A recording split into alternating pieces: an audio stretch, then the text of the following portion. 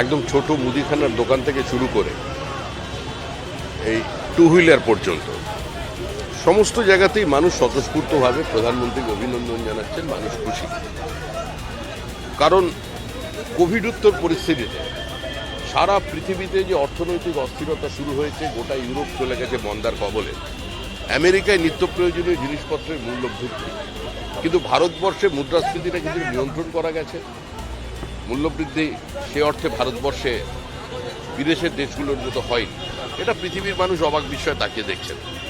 এবং সর্বোপরি next gen GST, যেখানে সকালের প্রাত্যহিক কাজকর্ম যেখান থেকে শুরু হয়, টুথব্রাশ থেকে শুরু করে একদম গণপণ্য পরিবহনের জন্য যে ট্রাক আছে সেটার পর্যন্ত জিএসটি কমিয়ে দেওয়া হয়েছে। অনেক মানুষ আছেন, নিম্নবিত্ত বা মধ্যবিত্ত মানুষ আছেন, যারা চিকিৎসার জন্য হেলথ ইন্স্যুরেন্সের উপর নির্ভরশীল, সেখানে জিএসটিকে সম্পূর্ণ শূন্য করে দেওয়া হয়েছে। জীবনদায়ী ওষুধ থেকে শুরু করে ক্যান্সারের ওষুধ পর্যন্ত সমস্ত ক্ষেত্রে আজকের জিনিসপত্রের দাম কমেছে।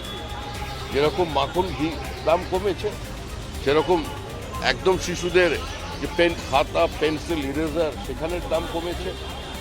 আজকের এই বর্তমান ভারতবর্ষের আর্থসামাজিক প্রেক্ষাপটে নিঃসন্দেহে গ্রামাঞ্চলের মানুষ অনেকটা বেশি নির্ভর করেন এই টু হুইলারের উপরে, মোটরসাইকেলের উপরে।